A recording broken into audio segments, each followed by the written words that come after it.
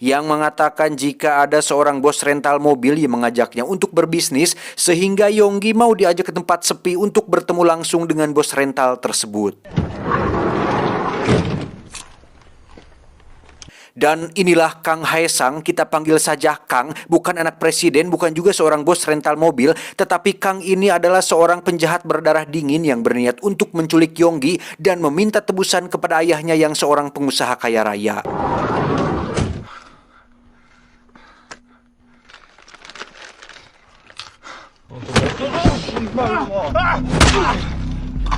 네 눈에는 내가 렌터카 하는 사람으로 보여. 너 납치된 거야. Dan inilah putaran.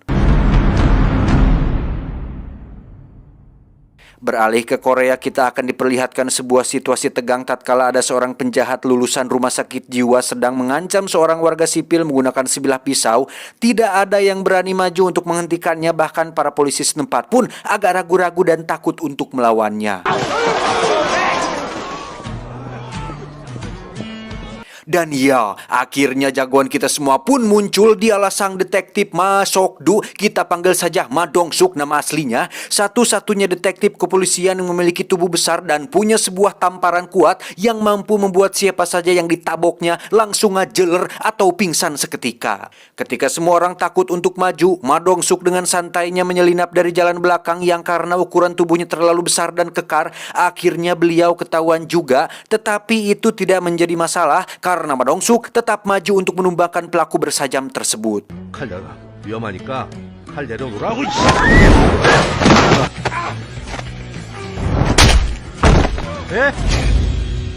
기사는 이때 알았어 놨냐?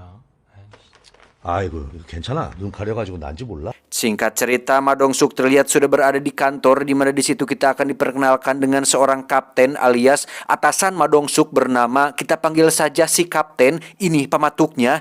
Beliau mengatakan bahwa kantor pusat memerintahkan mereka berdua untuk pergi ke Vietnam karena ada 3 orang penjahat yang sedang berada di sana, yang salah satunya bernama Jong-hun, orang yang kita lihat tadi di awal film. Di antara mereka berdua tidak ada yang bisa berbahasa Vietnam, sehingga si kapten dengan percaya dirinya mengklaim bahwa dirinya akan menggunakan bahasa internasional, yaitu bahasa Inggris, yang hal tersebut dibuktikan ketika dirinya berbicara bahasa Inggris tapi khusus untuk memesan makanan. Make 2 order salad first. No onion and no balsa vinegar. Alhasil, Kapten dan Ma Dong-suk pun harus diperiksa oleh kepolisian bandara Vietnam karena dianggap mencurigakan gara-gara si Kapten berbicara tidak jelas dalam bahasa Inggris. Beruntung ada seorang petugas konsulat bernama Park yang datang tepat waktu untuk menjemput mereka ke kantor konsulat.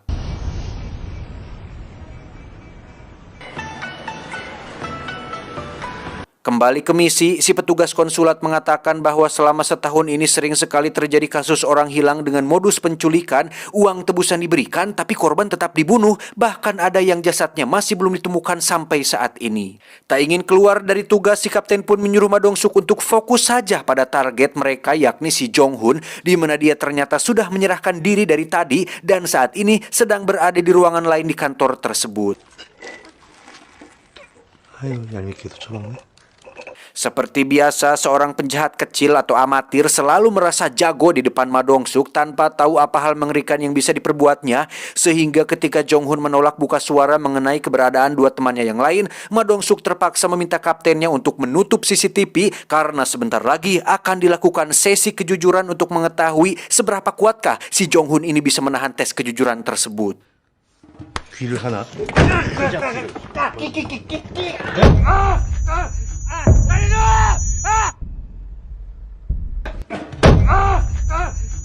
Setelah diinterogasi dengan cara yang unik, Ma Dong-suk dan kapten pun segera pergi menuju apartemen tempat kedua temannya yang lain tinggal, di mana Ma Dong-suk lagi-lagi membuktikan kekuatan fisiknya ketika gagang pintu tak sengaja terlepas oleh cengkraman kuat tangannya tersebut. Tak diduga, teman Jong-hun ternyata sudah tewas dengan kondisi yang sangat mengerikan, dibunuh oleh orang lain, sedangkan yang satu lagi menghilang entah kemana, sehingga Ma Dong-suk kembali menemui Jong-hun untuk mencari tahu apa yang sebenarnya sudah terjadi. 야 일어나 이 새끼야. 부장님. 아이고, 부장님. 얼른 일로. 아니, 아니. 나가자. 집에 가자. Jong-hun akhirnya jujur bahwa dirinya sengaja menyerahkan diri karena takut dibunuh oleh Kang Hae-sang, seorang penjahat berdarah dingin yang menculik anak orang kaya di adegan awal tadi, yang kemungkinan besar temannya yang ada di apartemen tadi juga dibunuh oleh si Kang Hae-sang ini. 누구 강혜상? 리조트 사업하는 최용기를 납치하자고 저희를 꼬드겼어요. Semua berawal dari Jong-hun dan kedua temannya yang merupakan penjahat ecek-ecek ini bekerja sama dengan seorang Kang Hae-sang untuk menculik Yonggi dan meminta uang tebusan darinya, di mana saat Kang Hae-sang mengatakan bahwa mereka bertiga hanyalah penjahat amatir pun jelas menimbulkan sedikit ketidakenakan, yang ketika mobil sedang berhenti sejenak, si Yonggi pun kabur dari mobil dan dengan terpaksa Jong-hun dan kedua temannya turun untuk mengejarnya.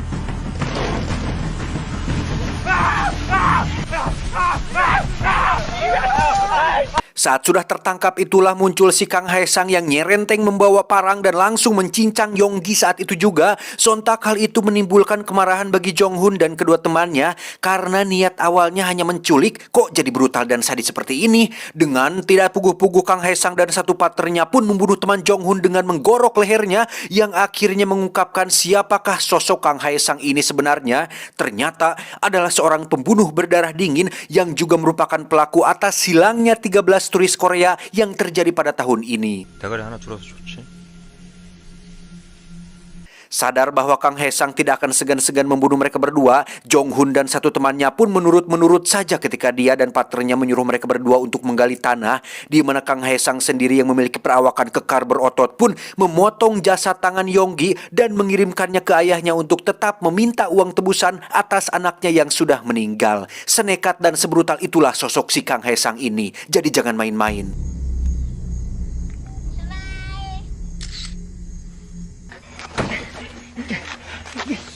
Jong-hun sendiri terus memohon kepada Ma Dong-suk agar segera pulangkan dia ke Korea. Terserah mau dipenjara berapa lama pun juga asalkan dia bisa aman dari sosok si Kang Hae-sang ini. Karena dari rumor yang beredar, Kang Hae-sang adalah sosok yang fokus, nekat, brutal, dan akan melakukan apa saja untuk bisa mencapai tujuannya. Ma Dong-suk pun langsung menelepon rekannya di Korea untuk mencari tahu data tentang asal-usul si Kang Hae-sang ini, kenapa dia sangat ditakuti di dunia kriminal bahkan oleh para penjahat seprofesi sekalipun. Dan sembari itu, Ma Dong-suk dan kapten pun pergi ke tempat dikuburnya jasad Yonggi untuk membuktikan kebenaran perkataan si Jong-hun tadi.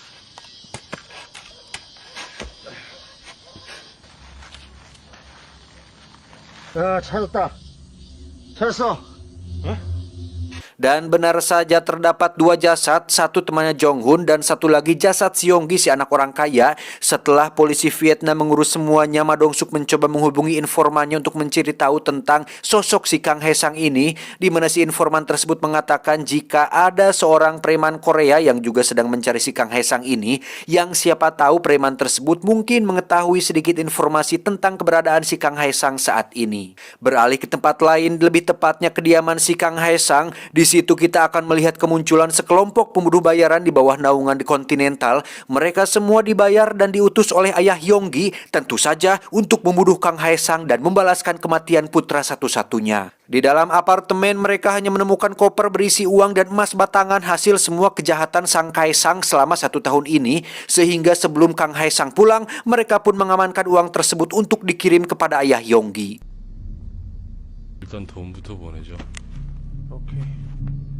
Kembali ke Ma Dong-suk dan sang kapten yang mendatangi markas judisi preman Korea. Sudah jadi lagu lama ketika para penjaga bertindak sok jago di depan Ma Dong-suk, sehingga untuk kesekian kalinya Ma Dong-suk terpaksa mengepalkan tangannya lagi untuk menumbangkan mereka semua tanpa ampun.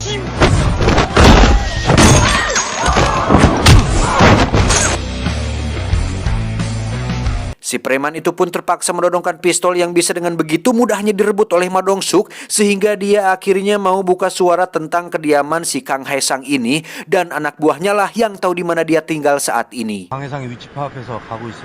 너는 뭐 좀 나온 거 없어? 이름은 최춘백, 좋은 캐피탈이라고 대법제 회장입니다. Sementara itu, Kang Hae-sang terlihat baru saja pulang dari tempat karaoke. Melihat ada puntung rokok yang masih menyala, dia sudah bisa langsung menebak jika ada seseorang yang sudah masuk ke dalam kamarnya tanpa izin, sehingga Hae-sang langsung masuk ke kamar mandi dan menutup pintunya rapat-rapat. Dan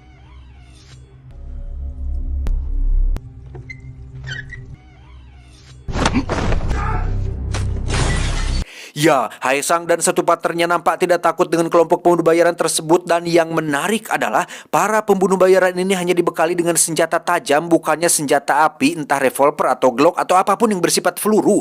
Nampaknya para pembunuh bayaran ini merasa kurang greget apabila menggunakan pistol seperti moto Kang Medog, sehingga mereka semua harus bertarung melawan Haesang menggunakan sajam dan tangan kosong saja.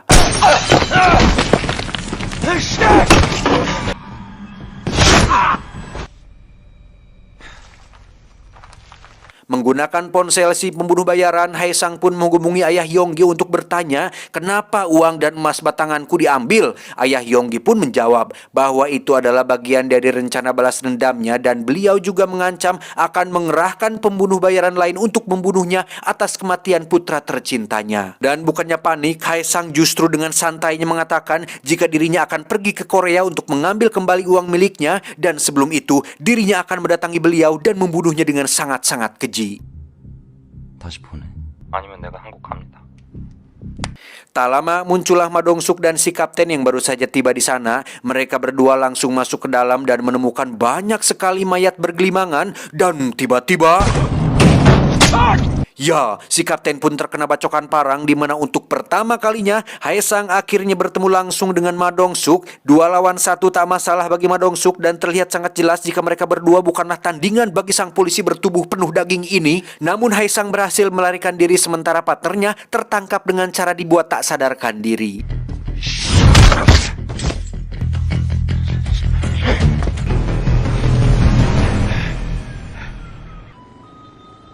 알았어, 그 새끼 내가 잡을 테니까 넌 안정을 좀 취해. 어떻게 안정을 취해? 이제 나 혼자 오줌도 못 싸. 두 분 다 추방 결정 내려졌습니다. Akibatnya mereka berdua harus dideportasi dari Vietnam atas keributan yang terjadi, sementara Ma Dong-suk terus menggali informasi dari partnernya yang akhirnya berkesuara tentang kemana Haesang akan pergi, yakni pergi menuju Korea dengan naik kapal ilegal. 자, 우리 가야 돼. Singkat cerita, mereka berdua akhirnya sampai di bandara Korea, di mana sang kapten bercerita kepada anak buahnya bahwa luka tersebut dia dapatkan dari pertarungan melawan puluhan penjahat. Lah, tak ingin buang waktu, Ma Dong-suk pun pergi ke sebuah tempat yang merupakan markas seorang mantan gangster. Dia bernama Jang Isu, bekas ketua dari geng Isu. Yang pernah nonton film sebelumnya pasti sudah tahu bahwa Jang Isu ini dulunya botak dan selalu saja bisa dimanfaatkan oleh si Ma Dong-suk. Tak jauh beda dengan dulu, Jang Isu yang sekarang pun sama lemahnya ketika harus berhadapan dengan Ma Dong-suk, di mana dia dipaksa untuk mencari informasi mengenai kapal yang akan tiba di pelabuhan Korea, hingga didapatkan lokasi pelabuhan yang akan menjadi tempat tibanya si Haesang di Korea ini. 불렀냐? 아닙니다. Singkat cerita, Ma Dong-suk dan anak buah pun terus mengawasi kamera CCTV untuk mengamati kedatangan si Haesang, di mana mereka akhirnya mendapatkan gambarnya dan langsung memasukkan fotonya dalam daftar pencarian orang alias DPO. Sementara untuk si pengusaha kaya, dia tidak ingin begitu saja membiarkan pembunuh anaknya tenang dengan menyewa lagi para pembunuh bayaran, dan kali ini dia tidak main-main lagi dengan tidak hanya menyewa puluhan orang, tetapi ratusan pembunuh bayaran dia sewa hanya untuk memburu si Haesang licin ini. Kembali ke Ma Dong-suk dan si kapten yang kena marah oleh Bapak Kapolda, di mana kekacauan yang mereka timbulkan jelas sudah membuat pusing Bapak Kapolda ini, sehingga kasus tersebut akan diserahkan ke luar negeri untuk diselesaikan. Tak ingin melepaskan kasus ini begitu saja, Ma Dong-suk dan si kapten sudah mempersiapkan kata-kata untuk merayu dan membujuk si Bapak Kapolda dengan menjelaskan secara detail kronologi kasusnya, yang pada intinya jika kepolisian mereka berhasil menangkap si Haesang, maka reputasi kepolisian mereka dipastikan akan naik, dan citra Bapak Kapolda pun akan semakin baik di mata masyarakat. 꼼꼼하게 좀 읽어보시라니까 그러네.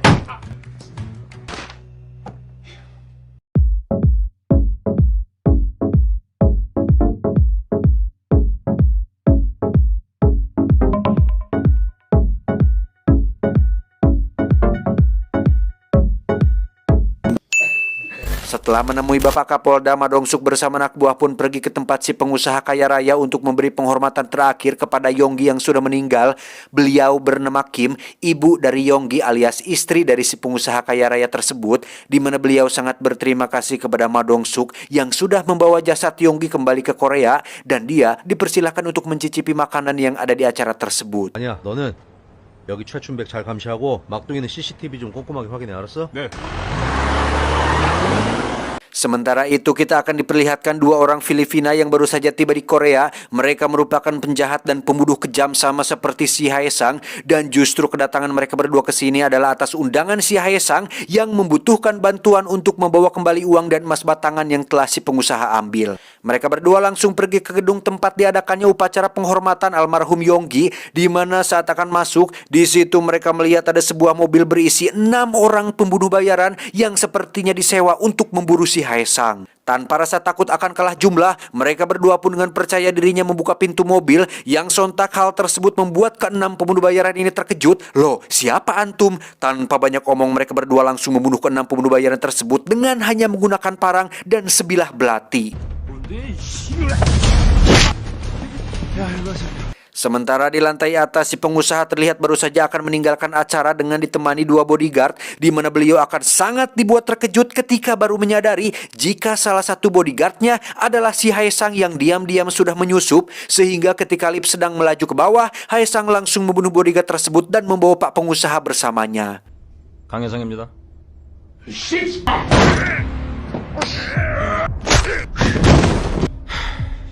내가 한국 온다고 했지. Sesampainya di bawah, Haesang langsung disambut oleh kedua orang Filipina tadi, di mana mereka berdua meminta bayaran lebih karena baru saja tiba. Mereka sudah harus bekerja keras untuk membunuh para pembunuh bayaran tersebut.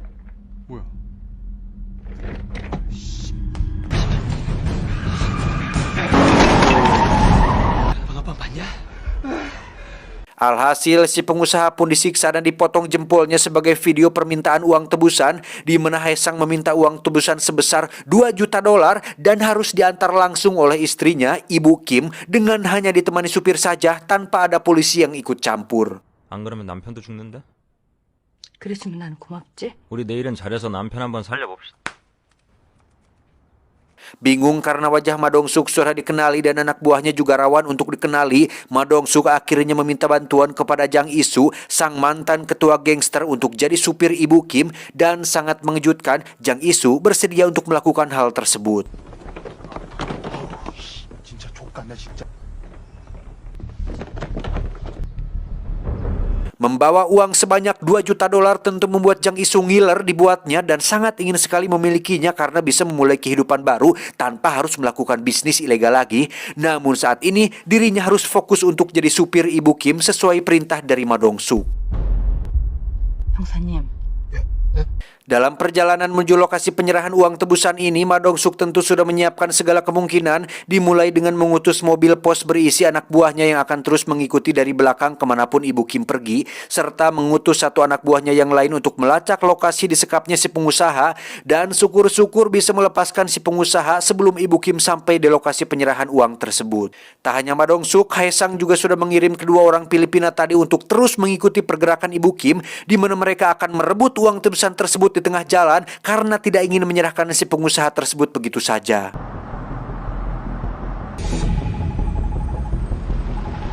Sementara itu kita akan melihat satu anak buah Ma Dong-suk berhasil melacak keberadaan si pengusaha disekap dan berhasil menemukan si pengusaha untuk dibawa pulang. Namun tiba-tiba muncul si Haesang dari belakang yang langsung menikamnya. Beruntung dia tidak tewas karena para polisi sudah keburu tiba di sana untuk memberi bala bantuan.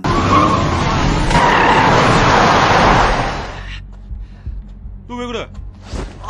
강희상 이 새끼가 찌르고 도망갔다니까.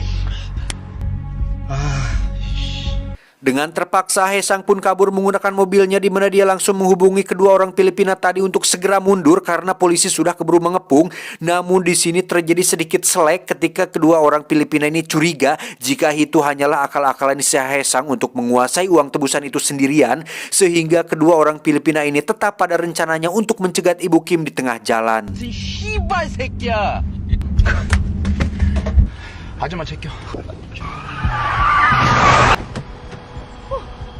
Melihat mobilnya dicegat, Jang Isu pun segera mempalegodkan mobilnya dan masuk ke dalam parkiran mall, di mana kedua orang Filipina tadi ternyata tidak mudah menyerah dan mengejar Ibu Kim ke parkiran mall tersebut.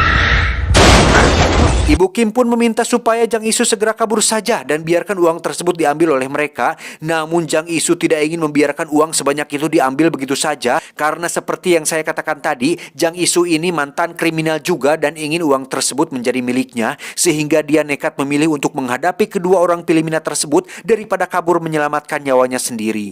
아저이 가자.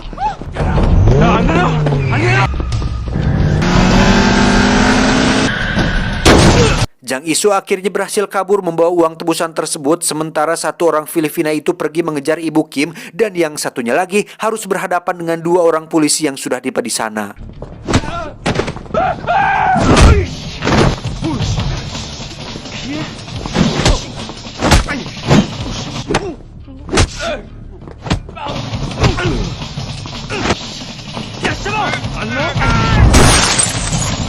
Setelah terjadi sedikit pertarungan, satu orang Filipina pun berhasil ditangkap tanpa ada petugas yang terluka parah. Namun untuk Ibu Kim, dia masih dalam posisi bahaya karena masih dikejar oleh satu orang Filipina tersebut. Saat itulah muncul Ma Dong-suk yang langsung mematahkan pergelangan tangan si penjahat Filipina ini, yang karena tak ingin ditangkap begitu saja, dia terus melawan Ma Dong-suk hingga terpaksa mengeluarkan bogeman serius yang pastinya membuat si penjahat langsung ngagoler tidak walah kaya. 이거 가져가. Kembali ke Jang Isu yang sedang kabur, dia sempat berhasil dicegat oleh Hae Sang, tetapi dengan semangat ingin kaya mendadak, Jang Isu pun lari membawa koper tersebut dan berhasil masuk ke dalam mobil taksi. 새 인생은 이렇게 시작하는 거야.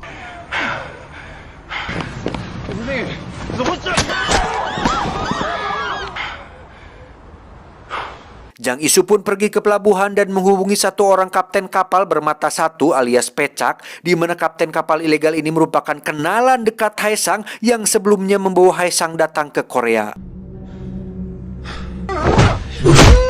Alhasil bukannya dijemput oleh si kapten kapal, Jang Isu justru didatangi oleh si Hae Sang yang bermaksud untuk mengambil kembali uangnya, di mana Jang Isu sempat petantang petenteng menolak memberikan uang tersebut, tetapi ketika sajam Hae Sang lebih besar daripada miliknya, saat itulah Jang Isu langsung kabur tanpa melakukan perlawanan sedikit pun. 오지 말라고 이 개새끼야.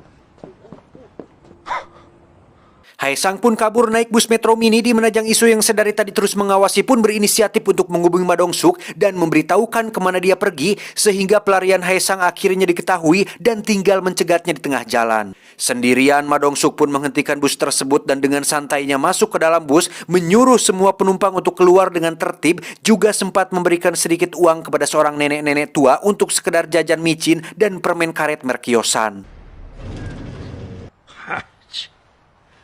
Seperti biasa, Hae Sang menggunakan parang legendnya, sementara Ma Dong-suk melepas ikat pinggangnya untuk membalut kepalan tangan besarnya, di mana mereka berdua bertarung secara brutal sampai-sampai merusak fasilitas di dalam bus tersebut.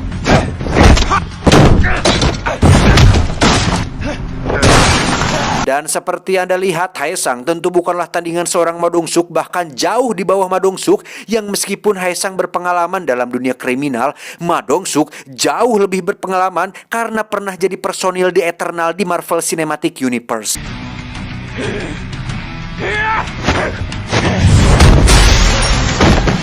Terlempar keluar dari bus tak membuat Hae Sang menyerah begitu saja. Dia mengambil wiper mobil dan sempat melukai lengan Ma Dong-suk, sehingga tanpa ragu lagi Ma Dong-suk mengangkat tubuh Hae Sang dan membantingnya ke mobil hingga membuatnya tak berdaya. Masih tak menyerah juga, Hae Sang kemudian berbacot-bacot ria dengan mengatakan bahwa dia akan membunuhnya dan membunuh semua anggota keluarga Ma Dong-suk, yang ketika kesabarannya sudah habis, Ma Dong-suk pun langsung melakukan bogeman super serius yang membuat Hae Sang tidak sadarkan diri. Setelah semua selesai, Ma Dong-suk pun menelepon Jang Isu untuk mengucapkan terima kasih atas bantuannya membereskan kasus ini, yang mana sebenarnya Jang Isu sedang sangat sedih sekali dan kecewa sekali karena gagal menjadi orang kaya mendadak. 여보세요. 야, 장이수. Berkat Ma Dong-suk, kasus ini pun resmi ditutup dengan Hae Sang yang akan dihukum seberat-beratnya, di mana semua pihak pun mendapat penghargaan seperti petugas konsulat, polisi Vietnam, dan Bapak Kapolda, jika bukan karena Ma Dong-suk yang tak pernah berhenti untuk menumpas segala jenis kebatilan. Meskipun kejahatan akan terus bermunculan dan tidak ada hentinya, setidaknya Ma Dong-suk bisa membuktikan bahwa dengan fisik memadai, jabatan yang dipercayakan, dan kejujuran sejati seorang insan manusia, dia bisa sedikit mengurangi kriminalitas yang membuat orang-orang memiliki harapan baru untuk berjuang demi kebenaran. Tamat ending yang sangat memuaskan. Film Ma Dong-suk yang bertema kriminal rata-rata selalu memiliki ending yang membuat penontonnya merasa sangat puas, terutama saya pribadi. Di antaranya ada film The Gangster, The Cop and the Devil, terus The Outlaws, terus ada The Bad Guys, dan ada juga beberapa yang lain, masih banyak lagi. Tetapi untuk film-film tertentu yang dia harus mati seperti di Train to Busan, itu cukup mengecewakan karena sosok Ma Dong-suk yang terkesan kuat dan terkalahkan harus lumer gitu ketika melihat beliau tidak bisa bertahan hidup sampai ending. Pesan yang bisa kita ambil dari film ini adalah kezoliman akan terus ada, bukan karena banyaknya orang-orang jahat, tetapi karena diamnya orang-orang baik. Ingat, kebutuhan bisa membuat seorang pria jujur menjadi seorang penjahat. Saya John, mewakili direksi yang bertugas, mengucapkan terima kasih dan sampai jumpa di video selanjutnya. Adios. Perceraian anak marmut. Cuau, cuau, cuau, cuau, cuau, cuau, cuau.